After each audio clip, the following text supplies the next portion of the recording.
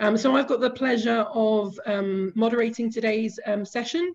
You'll notice that at the bottom of your screens there is a chat function. We really do want to make this as interactive as possible, so please do send through any questions as they come, and I will try to put those together and ask them to the panel. Just as a brief intro, I'm a managing partner at a specialist healthcare advisory firm, Asia Care Group, that covers the APAC region. And I'm joined today by three really distinguished individuals that work within the China market. Stephen Sunderland, who's a partner at LEK, Jeff Chen, who's the Chief Innovation Officer at Fullerton Healthcare, and Nimrod Altman, who is the CEO of Nestlé. I hope I'm saying that correctly.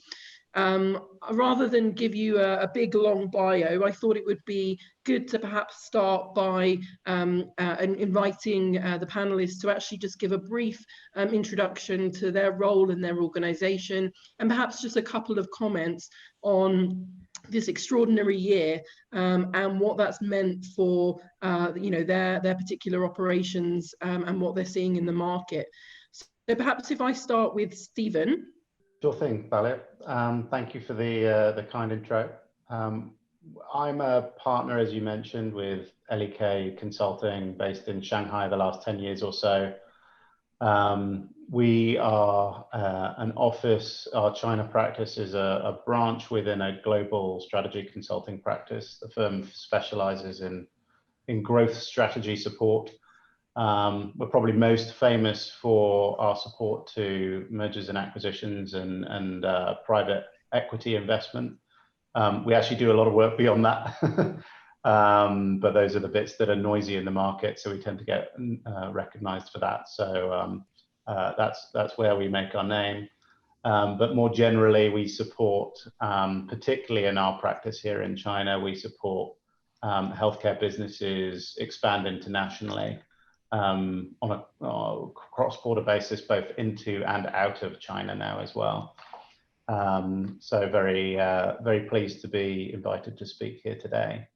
I guess in terms of momentous year that we've been seeing and had since we last got together in London about a year ago, I guess there's a few different pieces of that which are particularly exciting. I guess as I'm sure we'll hear more from the other panelists during the session, the COVID situation in China is restrictive, but the shock was kind of short and sharp relative to what we've seen in a lot of other jurisdictions around the world.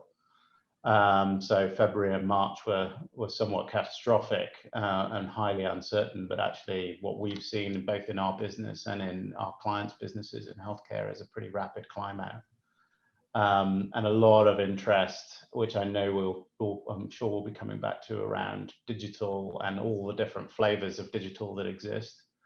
A lot of interest around effectively the license that's been created by COVID for increased public-private sector collaboration. So what happened in Wuhan between effectively all the diagnostics laboratories, and which were privately held, for example, the lab groups, and the public sector was perceived as a great success story and a validation. And also clearly, whilst we've had a lot of momentous occasions so far already this year, it's also the very start of a new 5-year planning cycle for China. So we've got everything to look forward to in terms of the senior echelons of government trying to map out a course that is fit for the country for a 5-year planning horizon, right in the middle of probably the most uncertain period in about the last 100 years. So it's going to be an interesting year ahead as well as an interesting year past. Great, thanks, Stephen. And definitely lots of things we will touch on there. I'll try and avoid all of the trade issues that are arising at the moment. I think we've got enough to deal with otherwise, but it's super interesting. Maybe if I turn to Jeff now. Thank you, and thank you everyone for participating in this. My name is Jeff. I'm the Group Chief Innovation Officer at Fullerton Health. So Fullerton Health is a more traditional healthcare services company, started off in Singapore, and now we operate over 8 different countries. Prior to Fullerton, I was at one of the largest online healthcare company in China called WeDoctor. I was the chief strategy officer there. And so really my role here at Fullerton is really to think about how can we take technology, internet, digitalization to make healthcare services more effective, more efficient.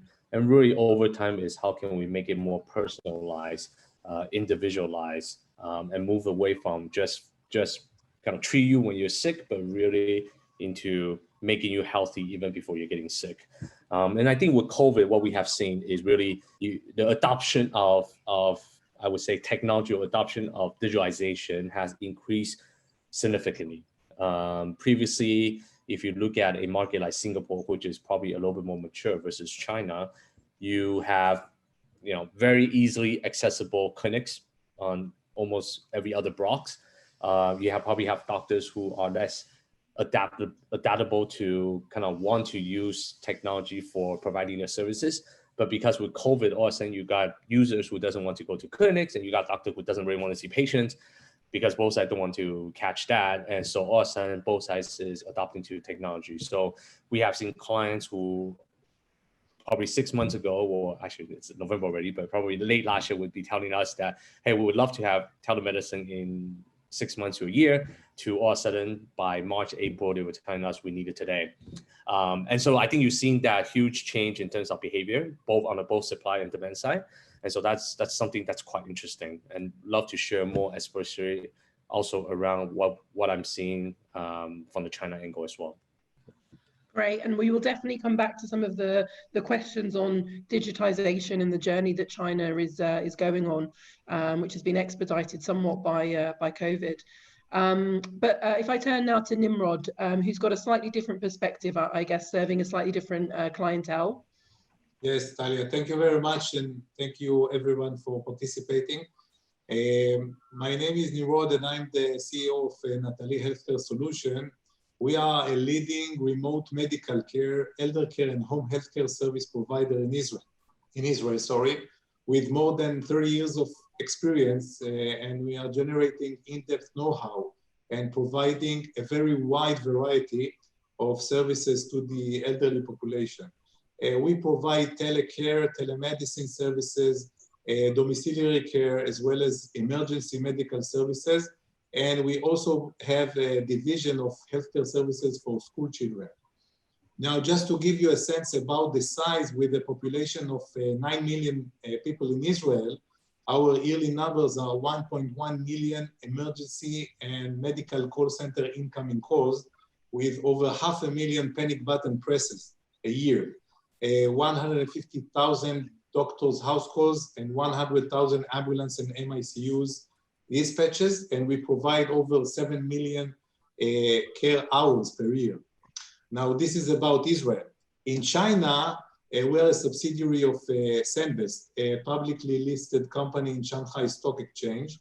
Senbest is focusing on healthcare with international companies operating in cord blood bank, immune therapy, and genetic testing sectors, and of course, focusing on home care and elder care. So our operations in China, we are operating across China, covering more than 20 provinces. With our business is mainly focused now, the model is B2G, with online, offline services and platform. And I would explain a bit. In the online services, we provide call centers, panic button, these kind of services, while in the offline, we provide services at home, caregiving services, meals, home services, and in the community, in facilities, meals, easy health checks, social gathering, and so on.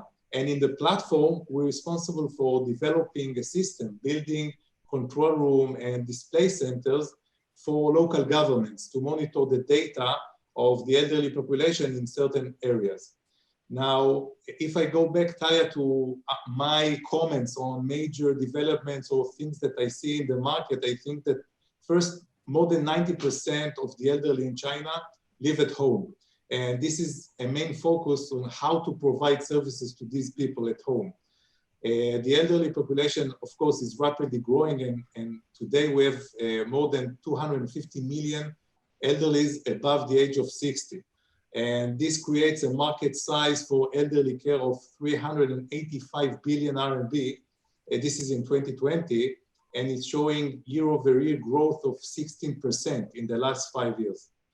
This, of course, attracts companies to try to penetrate this market, and we see more and more companies getting into the industry, trying to find their place, but most of them are still struggling, and we will talk about it later on. Yeah, I mean, that's really interesting, and I definitely want to return to the question of, you know, how do you make market entry and access successful? Because I know a lot of companies have sort of dipped their toe in the China market, and you know, the promise is there, but turning that into profit is something of a challenge still. So we will return to some of those questions in particular.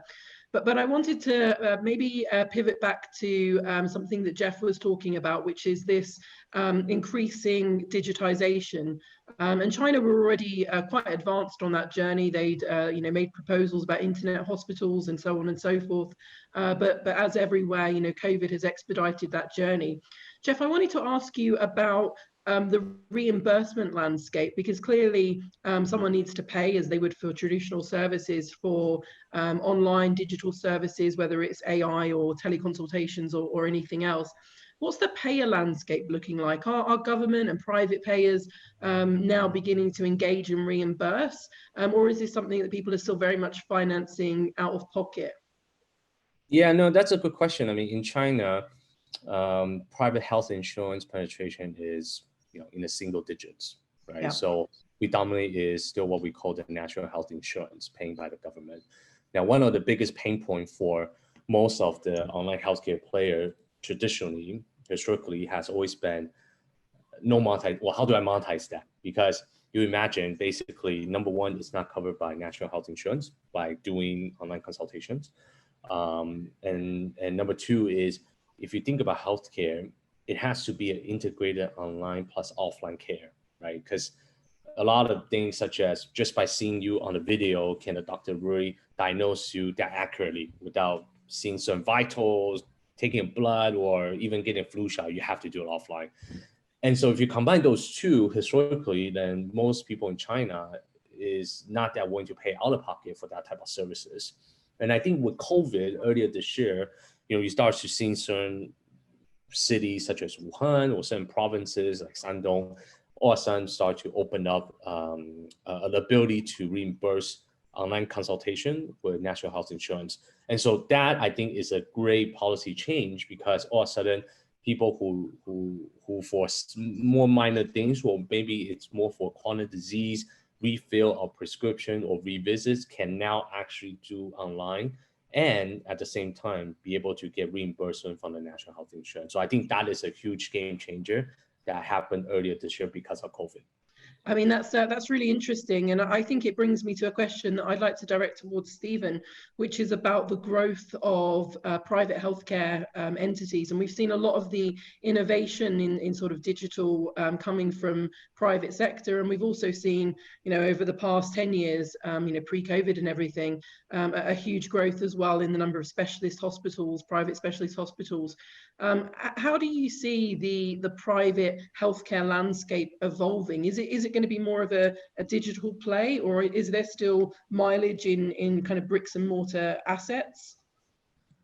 I think that there is a lot of mileage in bricks and mortar assets still. As Jeff was just saying, there's the healthcare by its very nature cannot be fully digitalized, right? There is a clinician-patient relationship. There are certain aspects that need some kind of real-world interaction, and you've got to have some kind of venue or capacity to do that. What I don't think is necessarily true going forward is that that's automatically going to sit in an acute care facility with 500 beds, which is kind of China's traditional development model for hospital infrastructure or care infrastructure. So I guess the broader picture that you allude to is that, roughly speaking, 20% of care gets delivered in private care facilities in China. It's something like that number. It's growing much faster than care delivery in the public sector. Clearly, COVID has placed, as in other places around the world, it's placed a number of financing concerns and constraints around some of that. But as far as we've seen, a lot of the bricks and mortar providers have ultimately seemed to have survived through that. And actually some of them, because of the nature of the services they provide, how they provide them, the nature of their institutions, are actually doing pretty well in terms of supporting recovery and elective volumes and such like. So I think, and we've seen sort of diversification of business models as well. So I referenced to the independent clinical lab space earlier. Some of those groups now, the larger of those groups, for example, will go direct to consumer for some of their COVID testing rather than going via institutions now. Certainly, that's a recognized business model. It takes certain stresses out of the public hospital system, and it gives those market participants effectively a new and different channel to the ultimate source of demand, which is the patient or the consumer, in the case of asymptomatic or non, the worried well, essentially.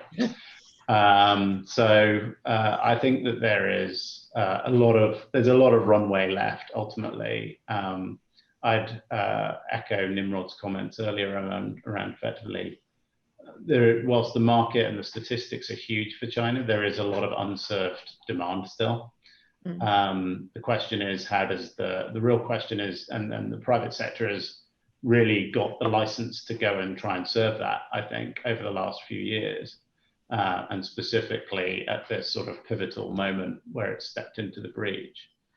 And I think that the question really is, how do you make the economics of serving that unmet need actually work as a private sector provider? Because it's clear that the economics of being a private sector provider work in Shanghai, Beijing, other rich cities with concentrated points of demand. But that's not where actually you need a lot of intervention. Where the government really wants support right now is around primary care. And that's where actually a lot of the digital players have been quite effective in trying to extend the reach of traditional care. Yeah, really, really interesting. And I think we'll come back to that question of, how do you make something work in China a bit later on.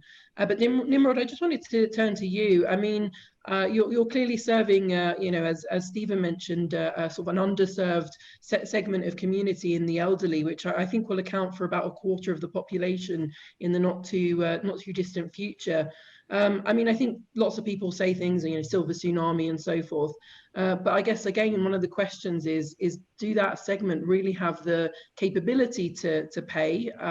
Or is it a sort of public-private partnership model that's going to be successful? What's your experience been? How are you making that work in China? So I think that I will divide my answer to two parts. On the first one, if we look on the current 5-year plan, which is ending within 45 days, it put in focus the elderly care segment, and it worked. The number of facilities for elderly has grown 3 times, reaching 200,000. Half of them are community daily centers. The senior care policy was put in place, and it accelerated and developed the elderly care service industry, including medical care. Government allowance and nursing subsidy was created, and almost all of the provinces are part of it. And we see that more professionals are needed, and educating facilities were established. So, following that, when they look at the new plan, the new 5-year plan, which will start 2021 until 2025, we will see an expansion of the welfare plans for the elderly, a continuation of building the workforce, which is now there is a big gap on this issue, and optimization of the business environment. And I think that one of the things that will support public companies is the fact that the Shanghai Stock Exchange Star Market, which is equivalent to the NASDAQ, this will provide a platform that also for non-profitable companies to be able to become stronger and bigger, because usually in our field of operation, it's a long-term journey. and a long journey. And usually in the first stages, the companies do not make any profits, and they need the backing of the capital market, and this is where it stands. Regarding the payment, so the system is quite difficult to explain in a few minutes, but it is a mixture of government pay and private pay. It depends whether you are stayed in a facility or at home. Usually, and also your like standards, like an ADL. Are you do you have kids? What is your socioeconomic situation? No ability to work. It's called the 3 no's. No ability to work, no children, no stable income. If you are 3 no's, most probably the government will fully subsidize your services. But if you are not a 3 no, then you need to start pay out of pocket, and then comes the challenge, the big challenge. We can talk more about it later. Okay, fantastic. Thanks very much. Thanks very much, Nimrod. And just to come back to you, Jeff. I mean, we're talking a bit about innovation, whether it's in new elderly care services or the way in which services are being delivered and designed.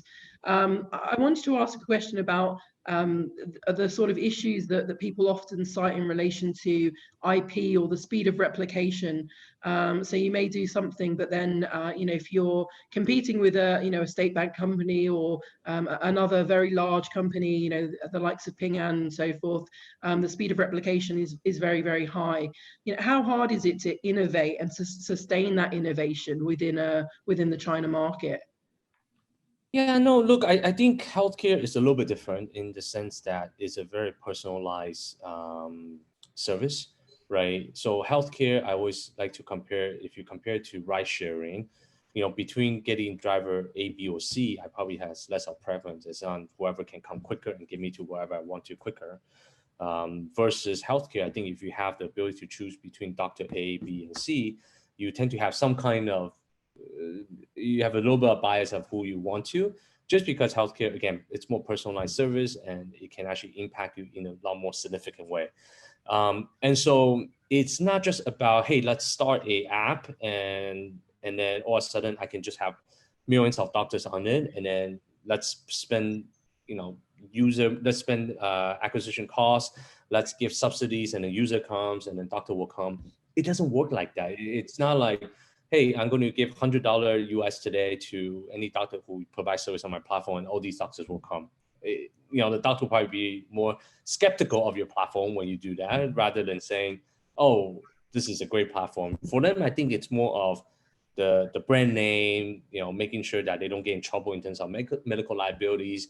And so I see healthcare to be quite unique. And the most difficult part about it in terms of how to scale or how to even replicate it is, how do you find quality doctors that want to work on the platform that users want to use, right? And I mean, we always talk about this. People always say, oh, China is lacking kind of healthcare resources. But at the end of the day, there's a lot of doctors. It's just the what's being considered as good or quality doctors is fairly limited versus the demand that it is to see them. And so you have that huge imbalance. So the idea really is, to me, has never always about, hey, create a platform that it's easily replicable and then doctor and user will just come. I think it's more about, look, we have limited number of doctors, of quality doctors. So a few things is, how can I make their time more efficient, right? Would technology help them make their service more efficient? Number 2 is, then there's all these kind of tail end of doctors that are considered may not be as qualified or higher quality. How can we enable them? Maybe it's AI tools, or maybe it's other technology tools that make them at least better, right? May not be comparable or same level, but much better than where they are today. So that's kind of how I see that. So I think that is actually not that easily to just say, I'm going to replicate someone who's doing that. So that's why you see all the major players in China are all quite focusing on certain verticals within the overall very big healthcare ecosystem, because it's actually quite difficult to replicate what each other one's doing. I mean, that's super interesting. I mean, that kind of puts innovation in a whole new light. So it's about brand, yes, it's about functionality, but it's also, you know, I'm hearing almost like a workforce development capability, sort of scaling requirement, you know, alongside the innovation, because ultimately, I guess the workforce make it work, which is you know, a really interesting perspective on that. I think we've just got a question come through, which is around sort of consumer or customer or patient perhaps receptiveness to primary care. Steve, you mentioned primary care as becoming a more predominant model. You know, how willing is the average Chinese consumer to actually see a GP or to go to an out-of-hospital service when you know, you've got people queuing around the block to get into some of the major teaching hospitals in Beijing? You know, how's that transition playing out? Yeah, well, the classic pictures of the photos queuing around the block, our friends in the digital space have dealt with some of that by providing digital queuing systems, so you don't see that quite so much anymore. But I think, I mean, there are plenty of barriers to that, as some of which Jeff was just talking about, actually, right? So there is a consumer confidence issue. There's been, what, 25, 30 years of investment in the leading sort of hospital infrastructure and clinical development, clinical education programs focused around those leading institutions. There's probably been really 5 around actually trying to bring up the bottom quartile, if you like, or the grassroots medical institutions, which are actually the ones that are on the street corner, able to provide the sort of family medicine care that you would want from a long-term cost efficiency and access to care point of view. You'd actually want them there. So ultimately, they're running, what, 25 years behind in terms of profile and trust building and capabilities of the practitioners there. So it's a bit unfair to say they're not any good right now. And that's where a lot of actually the AI, for example, initiatives are actually that Jeff talks about, whether they're actually deployed through telemedicine or whether they're actually deployed in situ, for example, through retinopathy scans for diabetes patients or otherwise. It doesn't have to be done remotely, it can be done in situ. And actually pushing a lot of the service provision and sort of infrastructure down into those lower tiers. I work also in the medtech world, as well as on the services side. And what we see is just massive demand for effectively capital equipment as that wave of infrastructure gets pushed down the healthcare tiers and into those lower tier settings. And the nature of that infrastructure, the nature of the demand changes a little bit, but ultimately there's still a huge amount of investment that's going in to build the clinical infrastructure and the clinical capabilities at that grassroots level, so that it is credible for patients to actually access there. Clearly, in some places, actually, there's been quite significant moves either through reimbursement or through gating, that mean that actually the patient either has a very strong incentive or is mandated actually in some therapeutic areas, in some legal locations, to go through those gateways, effectively those primary care gateways. That's still by no means nationwide. It's not always strongly enough incented to make major shifts, but there's a lot of trial and error going on in terms of trying to move patients around and build the confidence at that grassroots level. Yeah, and I think you raise a really good point, which is, you know, look at where we've come to in a very, very short period of time. So is it fair to say, you know, that they're not any good when they're still very, you know, undergoing a huge program of reform at kind of a speed that we haven't seen in many other markets in the world? I wanted to raise the same sort of issue with you, Nimrod, around sort of workforce and ability to deliver. How are you managing the issue around skills and sort of capacity and capability within the elderly care setting? So, you know, when you look at the major challenges of the elder care in China, I think that this is, the workforce is one of, major four major challenges.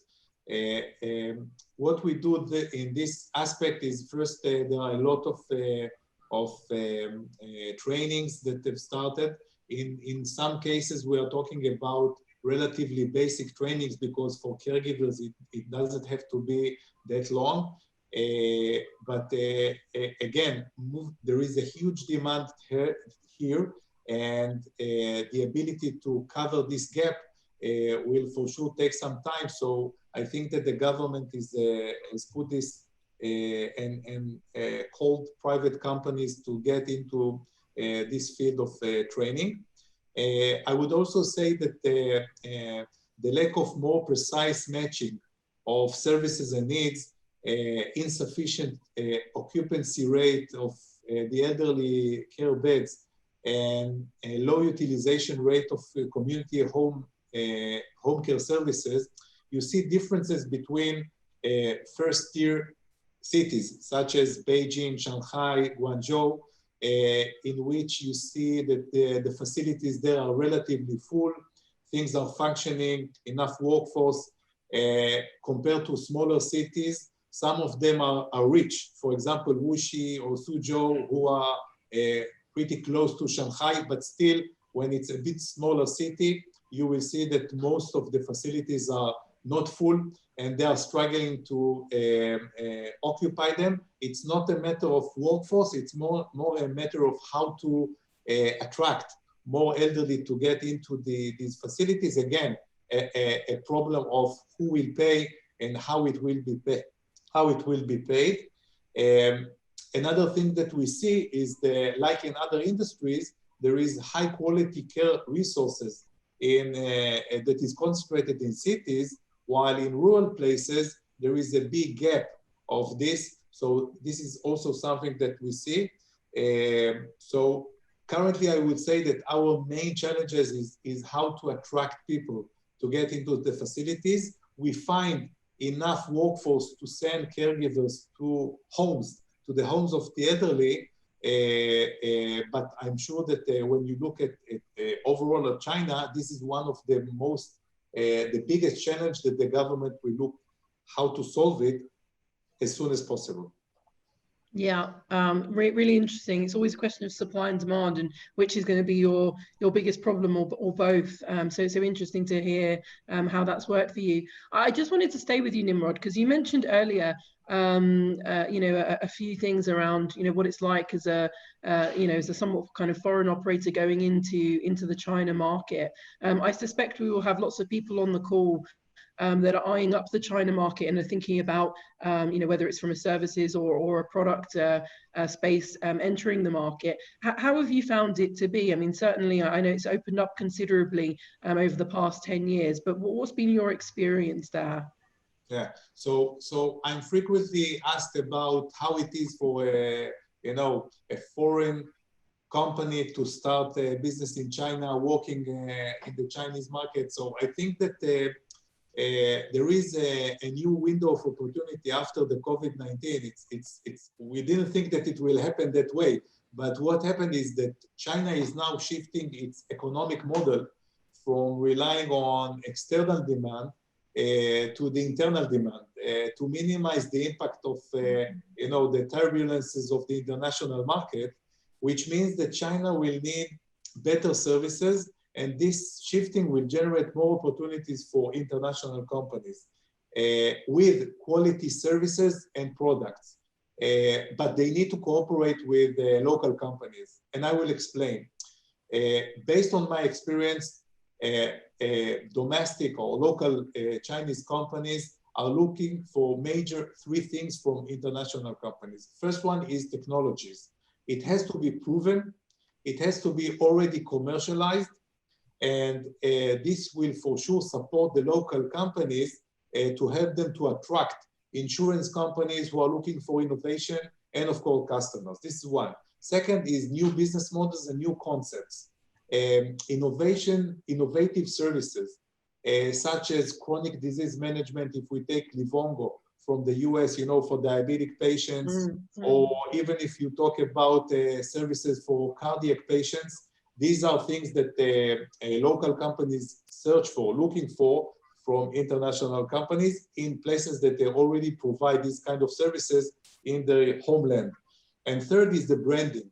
You know, when we talk about joint ventures and mutual projects, international companies can support local Chinese companies with bringing strong brands, a good reputation, and high quality of service. These are the three elements that I think that international companies should focus on when they are working with local Chinese companies. Interesting, really interesting. And I want to stay with that question and maybe circle back to Jeff, because you've expanded in from Singapore, I believe, into the China market. Has that been resonant of your experience as well in moving into the China market? Yeah, no. So at Fullerton, we obviously started in Singapore, and when we went into China, it was actually through a partnership with two leading Chinese firms. You know, one is insurance, and one is just more conglomerate.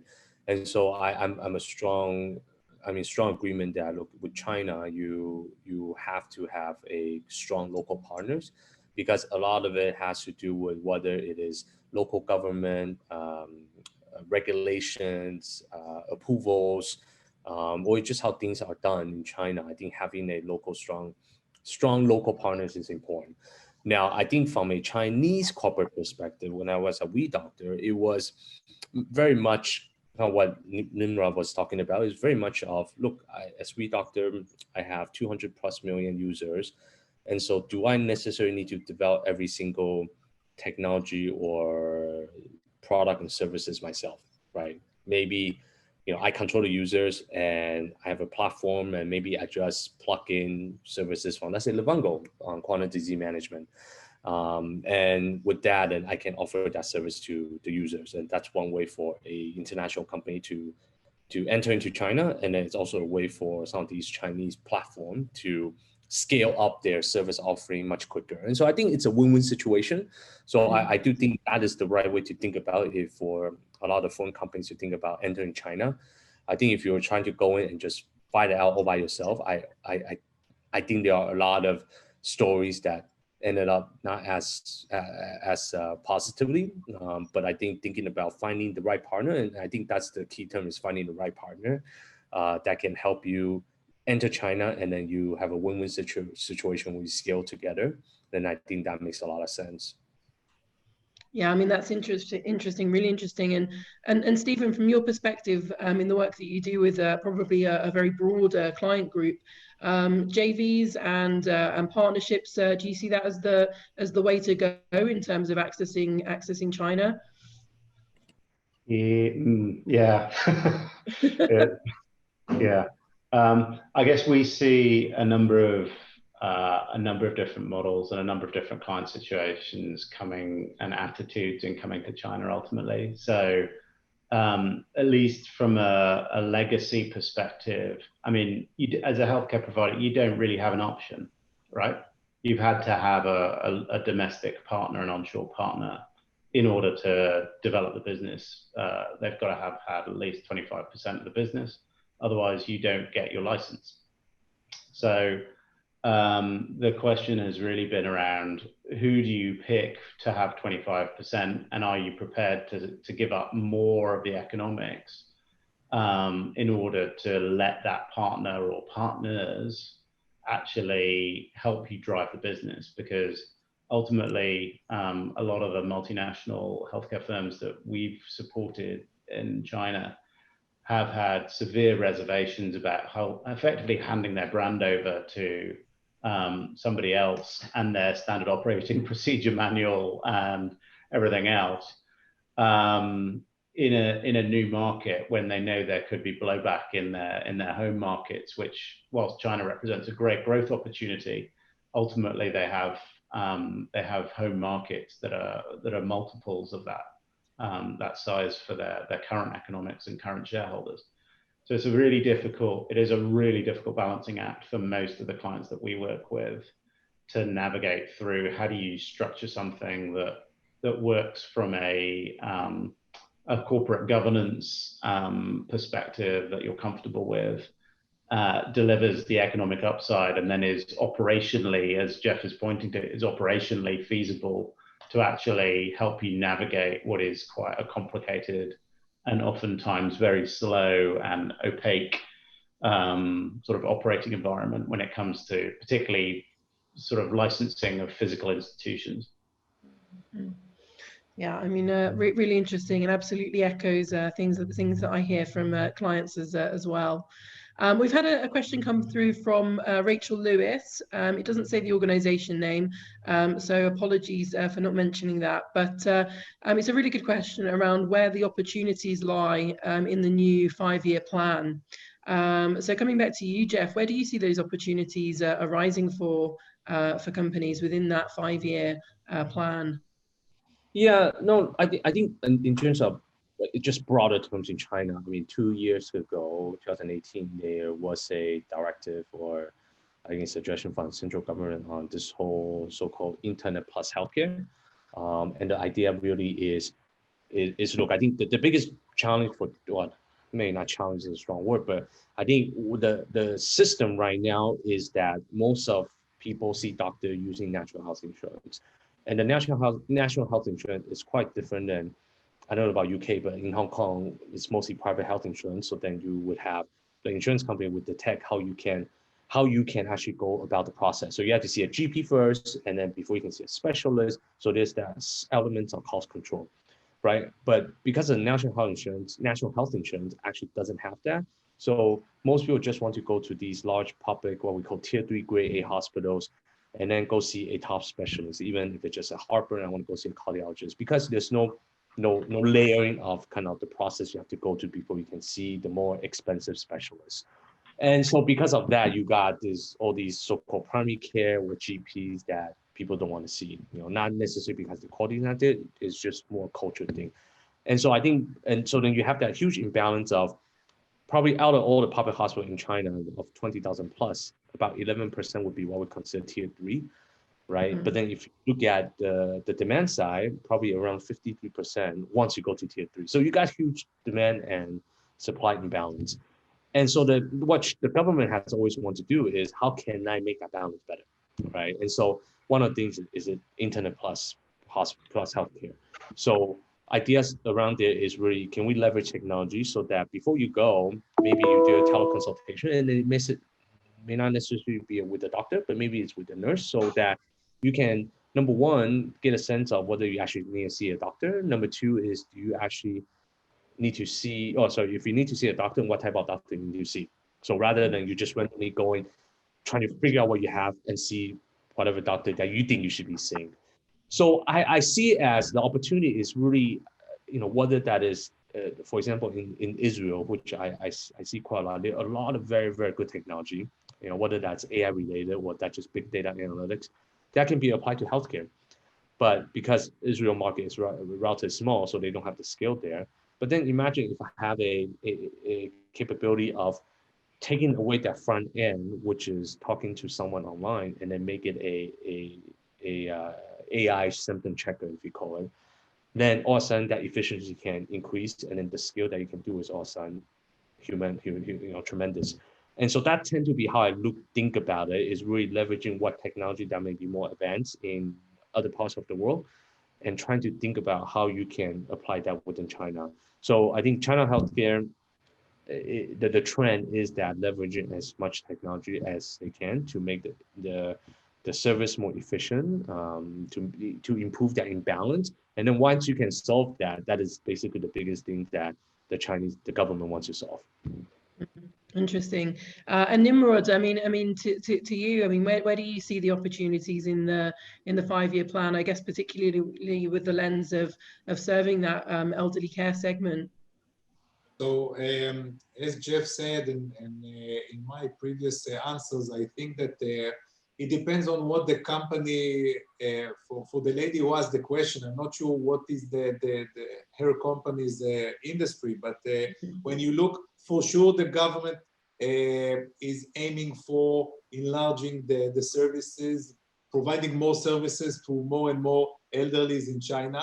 And the big question is how can international companies use that?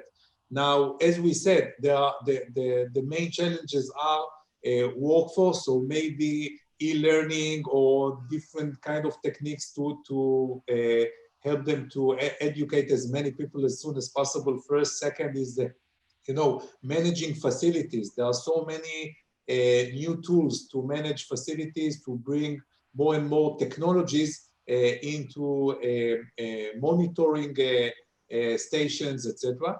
And I think that another thing that is important is the one thing that you cannot do quickly is to implement new service. And this is something that takes time. You need the pilot projects, you need to show evidence that it's really working. So in this case, we found out that when you have several markets, geographic markets, and you take from one geographic market something that is already up and running, have been tested, and it's good, you can relatively easier take it, with proper adjustment to the Chinese market. And then, you move much more faster on the learning curve. So I would focus on that, as a general answer. I will try to think what is functioning properly or working very good in other countries that is missing in China now, and try to bring it to China.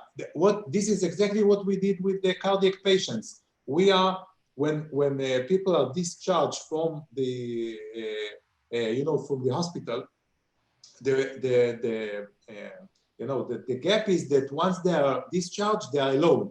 And what we are doing is that we continue to monitor them and their situation over the past few months after they are discharged, and we took it to China. So I think that this is my main, a recommendation or tip is not to invent the wheel. You need to take something that is already existing in one market and take it into China with the proper adjustments. Interesting. And Steve, similar question, but we've just had one come through as well, which I wanted to kind of weave into this, which is around sort of the increasing mobility of the Chinese consumer, and specifically around outbound medical tourism, which has grown significantly. What do you see in terms of that space, sort of the developments that are going on, and is there still opportunity for perhaps foreign operators who don't want to go into China to service that market through a sort of pull mechanism? Yes, well, that's been the low-hanging fruit in terms of major international brands, or even major just single country brands actually trying to tap the very tippy top typically of the patient pyramid in China for severe conditions or super wealthy. We've seen a number of people either looking at or actually delivering on effectively concierge services. We see medical tourist travel agencies that have popped up. I mean, they've been around a long time. They haven't just popped up actually, but they've clearly done very well over a sort of 5-year period as that's come through. Close to home destinations, Chinese-speaking destinations, tend to do very well. Hong Kong, whilst it's not formally offshore, it's a separate jurisdiction from a medical perspective, and that has done very well for many years out of that. Japan and Korea for particular specialties has done very well. Thailand has done very well. Clearly, all of that has a massive black COVID-shaped cloud hanging over it right now. So realistically, that's not really going to not really a great outlook for probably the next 6, 12, 24 months, depending on your view of how quickly you can get vaccines into people. But clearly, and that's clearly going to be for particularly acute sick patients. That's clearly going to be even more complicated. But clearly, the opportunity there exists. I mean, ultimately, we see a pretty significant onshore high-end opportunity around that. So it's effectively serving onshore demand, serving it onshore with top quality services, and that's very, very possible. There's a lot of out-of-pocket driven institutions who are either being served with premium insurance propositions or pure out-of-pocket propositions, which are not tied into the broader medical insurance network or reimbursement networks. And they can do very well, but they have very specific operating characteristics, and retaining brand proposition, building brand proposition around effectively a domestic, fully Chinese speaking talent pool can be challenging. So they have their own issues. But yeah, medical tourism inside China is difficult enough during COVID.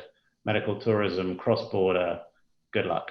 And I think we've seen that. I know this session is focused on China, but I know that a number of the operators that we've seen who depended on large cross-border flows, whether that's Thailand or elsewhere across the region, they've been hit pretty hard in the last 6-12 months. Yeah, absolutely. Sitting here in Singapore, I know that a number of the operators here are struggling as a result of that issue as well. We're coming towards the close of the session, but I just wanted to do kind of a quick fire close round, which is predictions around where if we were hosting the session in 10 years' time, what would we be talking about? Where would we be? So over to you, Jeff. Where do you think we would be in 10 years' time? Yeah, no, I'm a big believer that I don't think in 10 years' time, there are people talk about, hey, AI is going to replace doctors. And look, I'm not a big believer of technology or AI will necessarily replace doctors. I'm a big believer that AI or technology will actually make doctors a lot more effective, accurate, meaning that there will be an enabler for doctor to, at real time, maybe have the best drug or best treatment for each case. There will also be maybe a quality control or just a second opinion for doctors, so that if there's anything that they're not unsure of, this AI can provide additional opinion. But ultimately, I think because healthcare or health is very much not like chess, where there's finite number of moves so that you can program everything in, right? Where you live today, your background, how you live, if I live in Beijing, for example, where the smog is less, probably in 10 years, my lung condition is probably going to be quite different versus if I were to be living in, let's say, Singapore, right?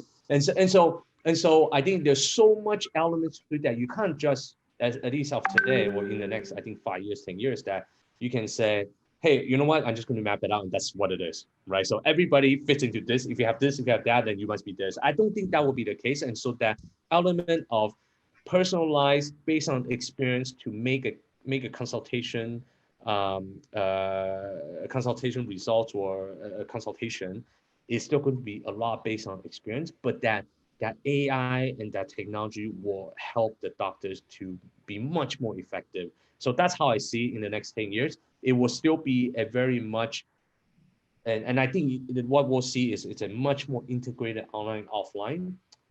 More of the service may be done offline. And when I say more of the service, is because once you start focusing more on the virtual or the online part, I think, and as with more data analytics, it's going to help people to stay healthier. So the need of you to actually see doctor offline will be less and less. And so I think you're going to start moving into less of these fee-for-service type of business model, and more of these, maybe it's called value-based or outcome-based type of model, where people, your incentives align with that doctor. They prefer not to see you. That's when they make more margin. So I think that's where the direction will be in the next 10 years.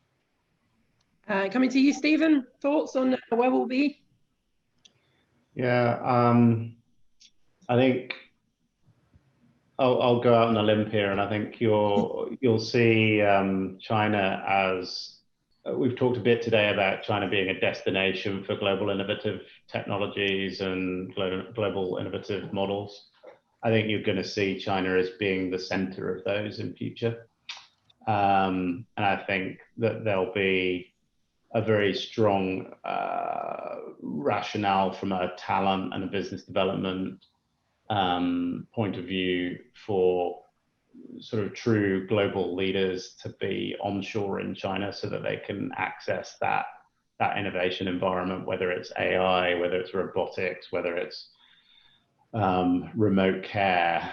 All of these things are very strongly supported by policy, and we've seen that in China specifically, and we've seen that sort of industrial policy matters in the last few years. So I think you'll find that China, as well as being the largest volumetric care market in the world, will probably be, if not the largest, then a much closer peer to the US in terms of value of care delivered. And you'll see it as a much more important center of innovation. Fantastic, really interesting. We must get together in 10 years' time and find out where we are. Nimrod, what are your predictions? That's the thing. I think that in 10 years there will be elderly. No, I'm just kidding. I think that, as Jeff said, I think that the combination between offline and online services will be the key, but the mixture will be changed. And I think that we will be able to use the caregivers as the long arm of the doctors, meaning they will be helping the medical institutions to monitor the elderly in a much easier way using technology.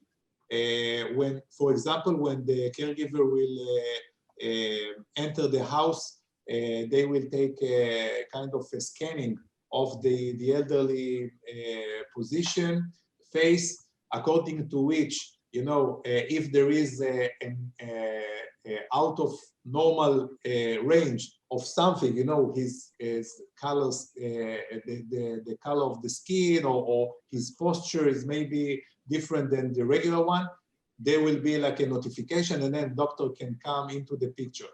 So basically what I'm trying to say is that technology will enable much better care in 10 years from now, but we will not be able to get rid of the caregivers. The caregivers are the key.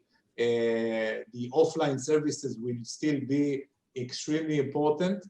I think that the elderly will be much more adaptable to technology 10 years from now. So I think that we will still see it 10 years from now. You know, Jeff will be, you know, talking about innovation, and Stephen will talk about, you know, companies with low-hanging fruits, and I will continue to provide services to the elderly at home, etc. So things will not get changed that much, but we will see much more technology in the picture. Excellent, thank you. Thanks so much, and what a fantastic note to wrap up the panel on.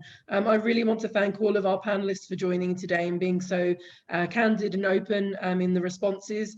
And of course, a huge thank you to everyone that dialed in, because I know that there are so many webinars going on at the moment. So many thanks for joining and being part of the process today.